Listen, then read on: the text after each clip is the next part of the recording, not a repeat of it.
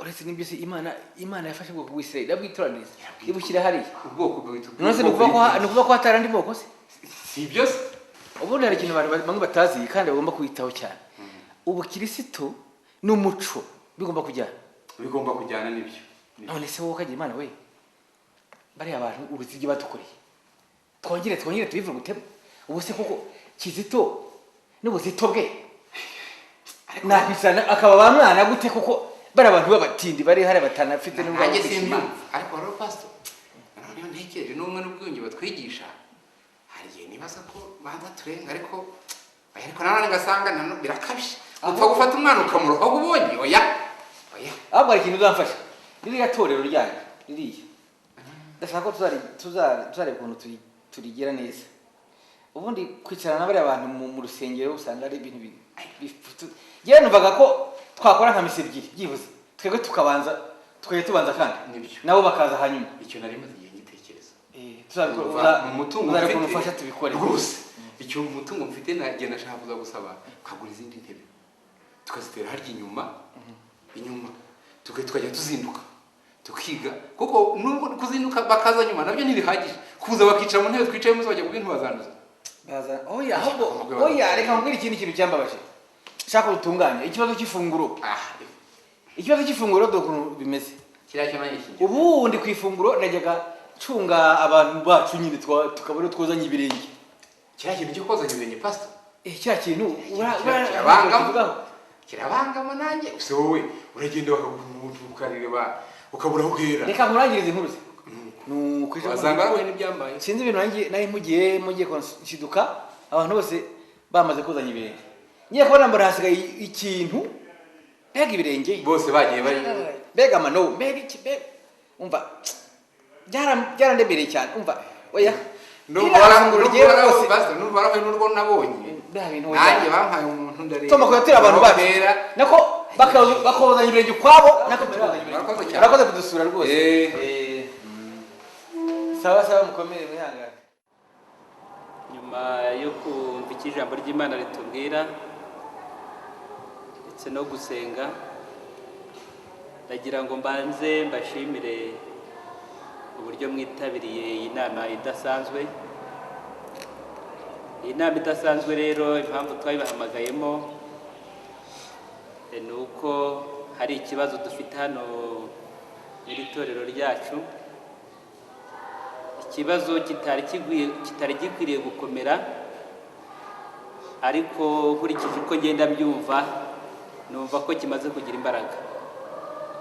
None rero nk'abantu dufatanyije kuyobora umukumbi w'Imana, nashimye ko twahurira hamwe tukakiganira, buri muntu wese akagira icyo akivugaho ndetse tukagitangaho ibitekerezo bihagije kandi tukagifatira n'umwanzuro. Icyo kibazo rero dufite ni icyo umusore n'umukobwa bashatse gushinga urugo, ariko haza kuba ikibazo mu miryango yabo, banga ko babana, banga ko bakora ubukwe. Abo bana rero baza kunsanga bangezaho ikibazo bafite, nanjye maze kucyumva ndagikurikirana uburyo bwose nshoboye, ariko biba ngombwa ko namwe nkibagezaho. Umwana umwe n'uwo kwa Pasitoro Karikuru, ntimumuzi se? Karikuru, Pasitoro Karikuru muramuzi? Undi rero n'uwo kwa mwarimu Kizito. Abo bose ndumva mubazi, mubamenyereye, sinabigisha ntibadahora batubwiriza. Ikibazo rero bafite kiri hagati yabo nabo bana gituma badakora ubukwe nuko ngo badahuje ubwoko. Ni ikibazo nta kindi, ni iki ko badahuje ubwoko, icyo kibazo bafite. None rero mbere yuko mwatangira kuganira naho muri no kuzana mu kutari mwiza mu nama, ndagira ngo ahubwo ukeneye kugira icyo kivugaho tumuhe umwanya maze atange ibitekerezo, agira icyo kivugaho, kandi ndashaka ko tugifatira umwanzuro. Ndagira ngo ntabwo turi buvugire rimwe gutyo nk'uko mugize, mujye muzamura neza, tuzajya dutanga umwanya buri muntu wese tumuhe ijambo ry'icyo akivugaho. Reka mpereye kuri aho ku ruhande. Pastor nkurikije ko iki kibazo ari ingorabahizi nkaba ndeba n'uburyo ujya utubwiriza ibibwirizwa by'imperuka y'ibihe ndabona iki kibazo ari cyitonderwa urebe uburyo nawe babyitwaramo kugira ngo bitaguhitana. Reka dukurikizeho uriya begera. Jewe mfite ikibazo kandi ikibazo cyanjye kirumvikana kuko bariya bana badufite nk'ababyeyi turahari. Jewe ndi mukuru wa nyina w'umwana, umuryango urahari, ikibazo wakizeho ugifatira imyanzuro, ariko njye nkabaza nk'ubuyobozi buriho bw'itorero mushaka gufata abana mukabakoresha ibintu bitagendanye n'umuco w'iwabo, murabinsubizaho iki ko ababyeyi babo bahari kandi tukaba duhari? Ngewe iriya gahunda yarambabaje cyane ntimuremeze kumbone kuri mpagaze n'agahinda kabije. Uriya mugabo pasiteri kari kuri ubu ni umuturanyi wanjye ndetse n'inshuti yanjye, ariko imigambi yagize ngewe ntabwo nayimushyigikiramo. Nagize agahinda gakomeye cyane ku buryo bari gutererana abana, kandi ijambo ry'Imana twigisha kandi twiga bivuga ko twe dukomoka kuri Adamu. Mutuze nkomeze twumvikane. None muri ubwo buryo niba dukomoka ku muntu umwe nta bwoko na bumwe butandukanye n'ubundi, kuko ngo twe tumwe muri inde muri Yesu Kristo. Ngiye ku cyifuzo cyane nuba twandikira abana bagashyinga. Murakoze cyane. Nakoze gutanga igitekerezo cyawe tukabashyingira. Dore nk'uyu ubuse barakimbagiye ngo mu nama y'itorero bakagombye kuza wenda babanza gusaba imbabazi. Nibyo rwose natwe ntabwo dushaka ko umukobwa ari iwanyu. Wenda ndi umwana mu myaka ariko mu ijambo ry'Imana nakuze mu ijambo ry'Imana Reka none ntabwo murabajya iwanyu. Umuryango mugari wewe wanashakunda ko pastor se wakuzanye. Si pastor wakuzanye hano. Mutuze mwese tuza. Wowe ugira itiku. Nawe Wowe ugira itiku. mutuze. Iyo biyoberanije se. Murakoze, reka nshimire buri wese igitekerezo amaze gutanga. Nakomeje kumva uko mugenda muvuga ko iki kibazo shingiye ku cyo ijambo ry'Imana ritubwira, nemeje ko ubukwe bw'aba bana bugomba kuba.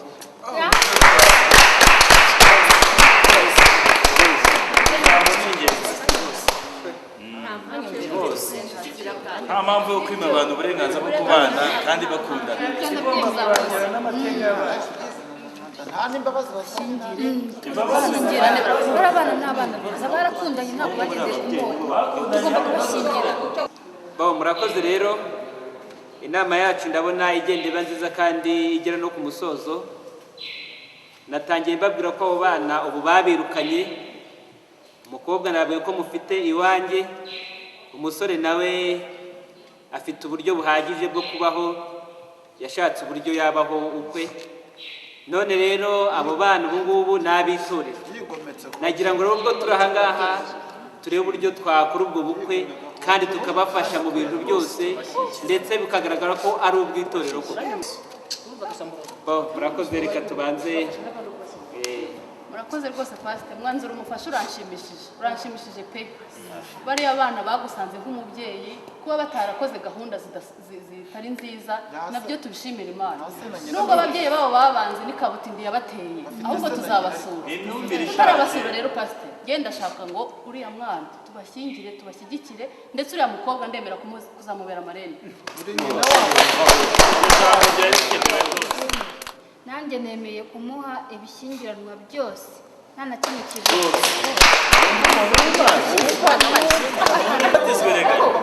Ariko pastor wajya ushyira mu kuboko abantu bakuze. Erega izi ni indyoko, nk'umubyeyi ubyara agatumirwa gukora ibyo bintu usigare muri ayo manama yanyu. Umwana wacu ahantu tutazamuha. Ariko pastor wowe washingiye abawe mutateri wawe ntabwo bivanga mu bintu sinakubwira umupasitoro nta mbuto zikwiriye abihagaze. bafite abana nabo babyaye. ubundi se pasitoro wowe nta kintu wavuga ni ibyo ngibyo.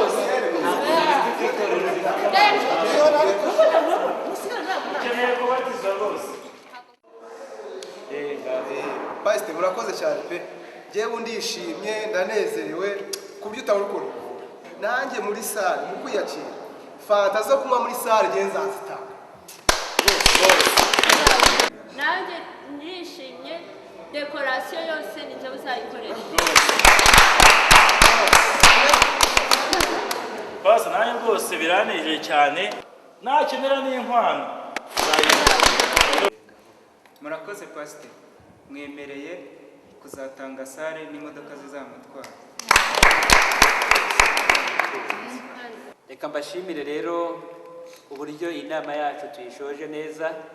Ikindi rero nanjye nongeraho nanjye umugabura w'ijambo ry'Imana nemeye kuzashyingira abo bana. Amen. Wavuze ko uri muto ntabwo yibeshye rwose. Imana ikomeze kubaha umugisha. Data wa twese dukunda tugushimiye ko utoye mu inama twarimo ibyari ibibazo ukaba byoroheje.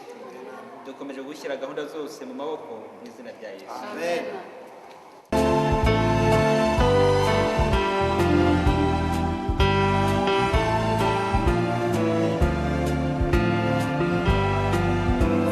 Abasura papa wabo yankundira se nikomboreye abana ariko muriwe papa ere Makuru. muriweho Mwiriwe neza. Bite? oya ntako baho rwose nkumbuye abana banje abana agiye kuva umwana wanjye yagenda Uri kuri mwana ntabwo uramurikura mu mubare w'abana bawufite kuko ntabwo urumva ko atari umwana umuntu usuzugura ababyeyi bigenze kuri byibuze ngo ikintu kimwe rero nuko byibuze bifata umurongo muzima nuko Eric twamuhamagara tukamubwira twumvisha yuko tugomba kumushakira umukobwa wo mu bwoko bwacu akaza tukamumuha bakabyarana byibuza tukapfa kuramura ko ngako hasigaye si ukwanje wangora byanambwira iki naho ubundi ndaguhakani ni yibura niho napfa kugira agahenge kuva ndorohewe. Mama Mariye mwiriwe? Mwiriwe neza. Mwiriwe mute? Mama Mariye. Umva mfite agahinda mfite n'umubabaro natewe nawe. Mama Mariye warampemukiye pe.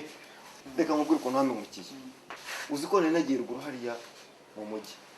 Ngo ngire gutya ngende mbona umukobwa wawe ahetse umwana niba yaravuye kwa muganga niba yaravuye ntabwo mbizi cyakoze namwihishe ngo atambona kuko isoni zankoze numva ashatse kwiruka mu muhanda biranyobera. Mama Mariye warampemukiye.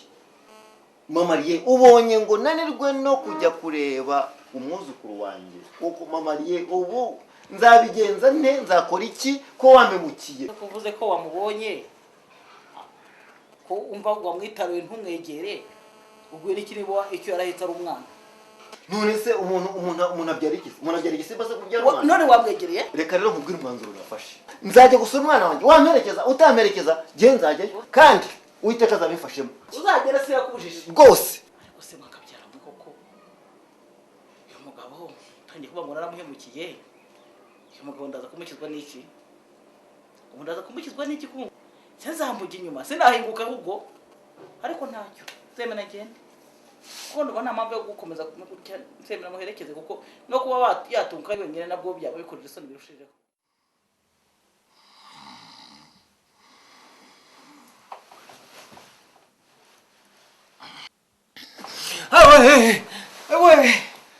Aiwe. Mama Eric. Nibiki? Ubaye. Fatira mu giturage hano. Ndi hano. Iki? Fatira. Sino warwaye no mu mutwe. Nibiki? Inzozi. Hano ababara. Ndarosegeza bibuzanga inzozi. Oh, sira inzozi nyene. Urose ngo iki? Ndose inzozi. Umva ndose. Ngo tujya mu ijuru, umunsi w'imperuka. Je nawe? Ntabwo rero twenyine. N'abandi bose ngo bagiye mu ijuru ba Eric n'umugore we ngo n'umwana abo bose no bakizito n'aba Perusi n'aba Bigayiri n'abandi bose n'abagabo bose baragenda n'abakagorora bose ngo bagenda mu ijuru bagenda. Hanyuma twebwe turasigara se? Oya ntabwo twasigaye. ukuntu rero byambabaje abantu bose bagendaga bajya mu ijuru bagiye mu ijuru ahantu hose arabagirana ariko ngiye nkagenda asubira inyuma nagerageza gushyiramo imbaraga ngo nihute nkumva ndabona asubira inyuma abantu bose bancaho erega buriya satani yakuzanye mu kintu kibi cyo vangura ry'amoko ntabwo ariho byarangiriye byakomeje nakomeje ngenda nawe ngo wari ugira imbere muragenda ndagusiga na Cynthia muri kumwe muragenda nuko bose marayika bakingurira nuko ngiye kwinjira aransunika arafata mu gituza arasunika bo ntabwo hari abantu bavangura amoko ikintu cyambabaje rero byakomeje yamfashe ansunikira mu manga ahantu hari ibintu by'ibibuye hari ibintu by'ibicuramye ntazi mu mwijima w'icuraburindi ahantu batabona ubigwamo maze arasunika ngo niho hankwiriye ngo niho hanjye hankwiriye ndamanuka mu mwora ngiye kugwa kuri iyo bibuye mpita nkanguka ngeraho kagera mwana umva ndabiretse umva biriya bintu rwose ndamusengera imbireke ntabwo nzabisubira nitangirira abantu bose barangaye baramvuga Mana yacu turagushimye cyane kuri Imana nziza Imana utanga umunyabyaha ahubwo ishaka ko twese twihana tukazaba mu bwami bwo mu ijuru komeza ubane natwe uzongere kuduhuza n'abana bacu kandi ngushimiye byiza byose ukoreye umugabo wanjye tugushimiye mu izina rya Yesu urakoze amen ntabwo bikwiriye amahirwe muri aka kanya tubonye abashyitsi bayobowe na pasiteri Mucyo mbere y'uko dukomeza ibiganiro reka tubanze tubaragize Imana kandi natwe turagize Imana kugira ngo tuganire turi kumwe nayo tugushimiye kandi ko utuzaniye abashyitsi turakoretse kandi n'aya mafunguro ari imbere yacu tugiye kunywa afashe imibiri dutungira ubugingo tubisabye mu izina rya Yesu amen Cynthia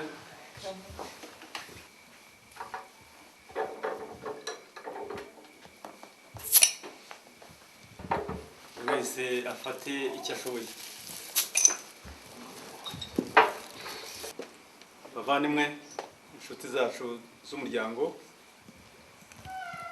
wacu ndagira ngo muri uyu mwanya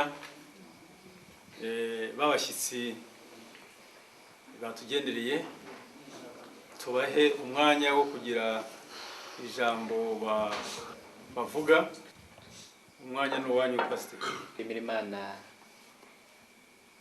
yabanye namwe ndetse natwe ikaturinda ndetse ikaba yabatubashije ko tugera mu muryango wanyu tukaba dusanze ari amahoro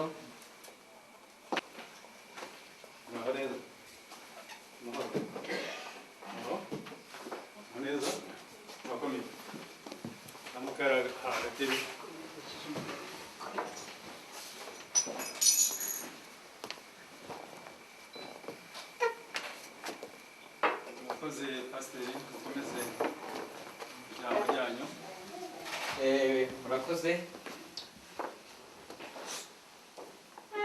tugera mu muryango wanyu tukaba dusanze ari amahoro amahoro muragatera hano muraho murakomeye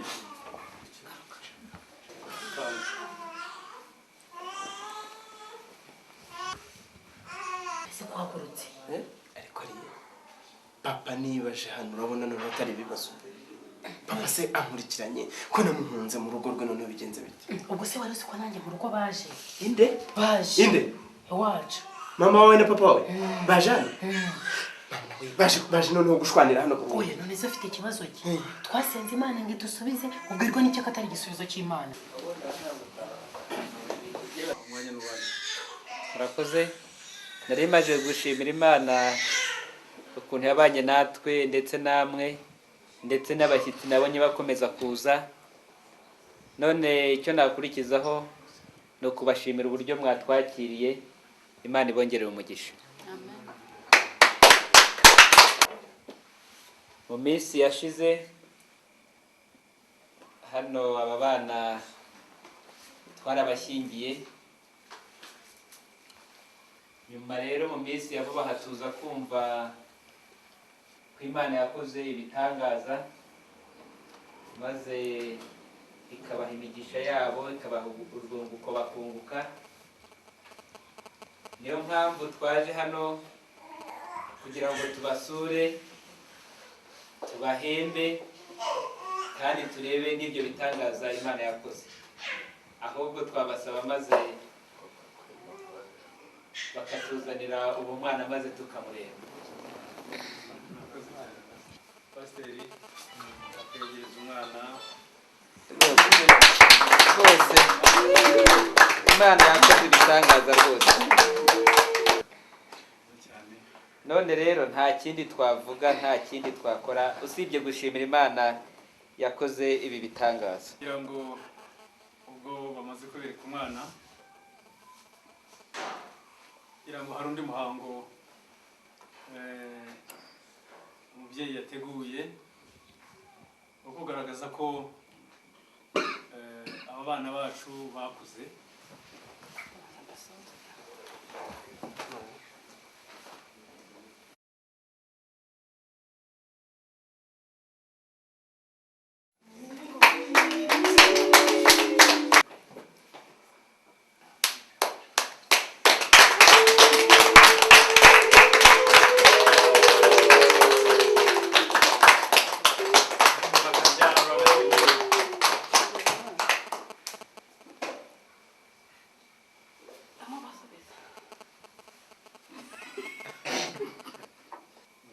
Abifurije umugisha w'Imana wo kubyara hungu n'akobwa, kandi akaba amutegesheje urugori.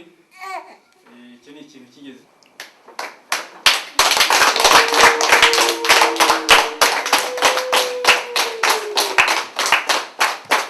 Hase uri umubyeyi mwiza cyane, umubyeyi koko waragiye intama ze zikaguma mu rwuri rwazo. Nukuri uri umubyeyi mwiza cyane, turagushimiye cyane. Imana izakomeze kuguha umugisha.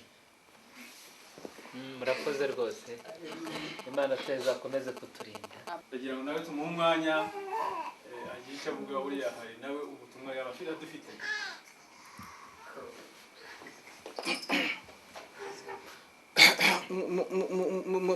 Muraho mwese? Rwose ndabanza gushimira Imana yatumye kandi rwose narabirose ni ukuri. Turashimira Imana, turashimira na pastor watubereye aho tutari. Rwose ntacyo navuga rwose.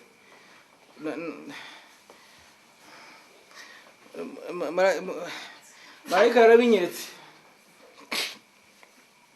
Abantu bose bagiye mu ijuru baragenda bose, ndasigara. Marayika ambwira yuko rwose ko ubutumwa nabwirije rwose buvangura abantu, ko abantu bose bavuye ku Mana, bituma nirukanira n'umwana. Rwose ndashimira cyane na pastor mucyo wahatubereye akadufashiriza abana. Rwose nagira ngo mwese ko mungana rwose bantu bwo mwese ndabasaba imbabazi rwose, dore ko mungana aho muranga. Ibintu rwose ntabwo nzabyongera rwose. Nagira ngo nsabe imbabazi abana, abo bana rwose, umuhungu wanjye ndetse n'umukazana wanjye baze mbaramutse rwose. Nukuri basabye imbabazi rwose.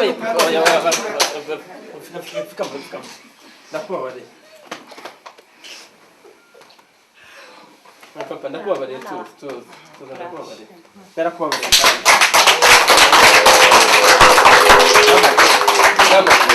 mama.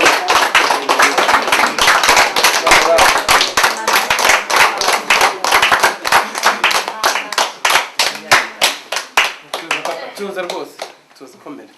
Rwose ndagira ngo mbabwire ko rwose nahindutse rwose, narahindutse. Ntabwo nzongera kubwiriza ibintu bivangura abantu.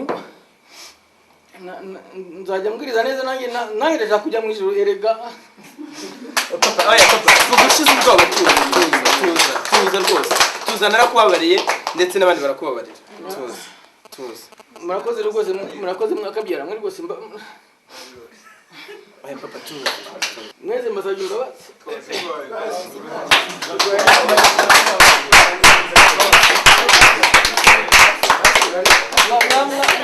kurwanya nkana muramutse byibuze mwambabare rwose kandi murakoze muri kumwe ngo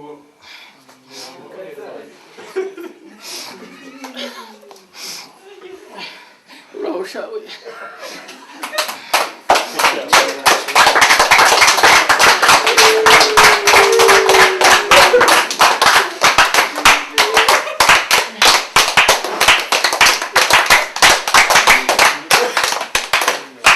mwana wanjye narakuriye rwose babarire nubwo utazi kuvuga rwose narakuriye ariko ndihannye rwose kuri kose ntabwo nzongera kuvangura abantu b'Imana yaremye rwose dore ko ahantu ko muri ahangaha murakoze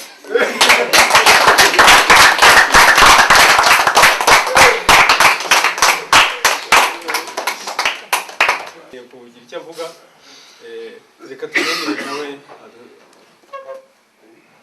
murakoze cyane kuba muduhaye umwanya kugira ngo tubabwire ntabwo byari bikwiye rwose ko tugera ahangaha dufite isoni nyinshi n'ibimwaro kuko twariye abana bitari ngombwa rwose nta kindi kituzanye no kubasaba imbabazi kugira ngo batubabarire rwose tuvangura amoko tuvangura n'uturere turashimira cyane na Pastor Mucyo watubereye aho tutari ndetse rwose n'abavandimwe bagiye bamufasha rwose mwarakoze turasaba imbabazi rwose mutubabarire rwose turasaba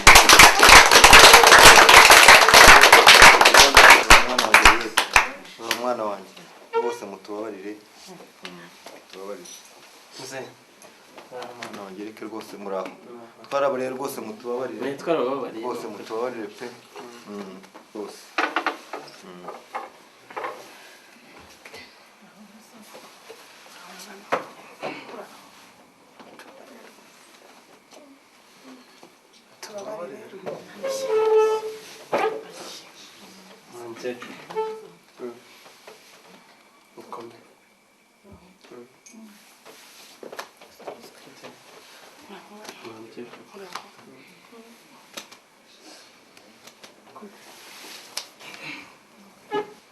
murakoze cyane mamariye wabonye umwana yo dore umwana dore umwana dore umwana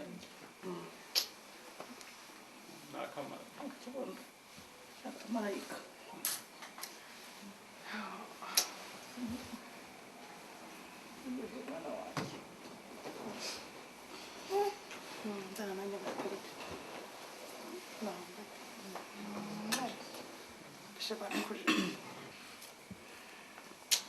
ntabwo nari nzi ko nabona ibyiza nk'ibi kuko nabyumvaga numvaga umwana wanjye nashaka hari ahantu atazabyara none ndabona rwose afite umwana mwiza w'umukobwa Imana ashimwe mbabarire mwana wanjye ntandi mu mwuka mubi wo kuvangura amoko n'uturere ariko rwose narihannye pe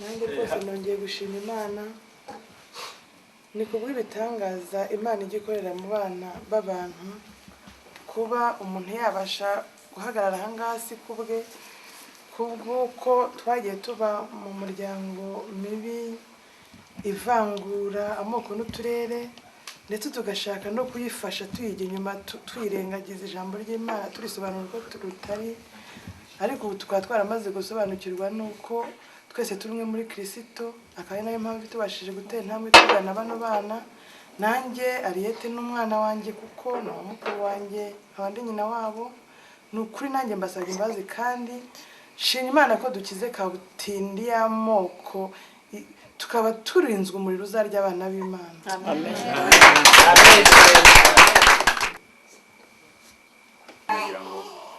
dusaba imbabazi imbere yanyu. Muri iyi minsi nanjye nakiriye umucyo, namenye ko dukwiye guharanira ubumwe n'ubwiyunge. Nagira ngo mbasabe mwese rwose dushimire Imana, ariko by'umwihariko dushimire na Pastor Umucyo, kuko izina ry'umuntu yaduhaye umucyo. Nanjye rero ubu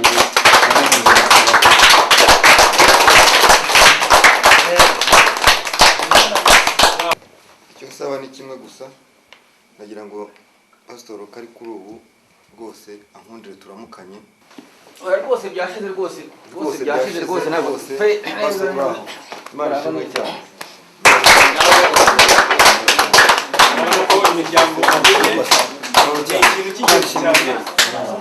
imiryango yose yakuye irasaba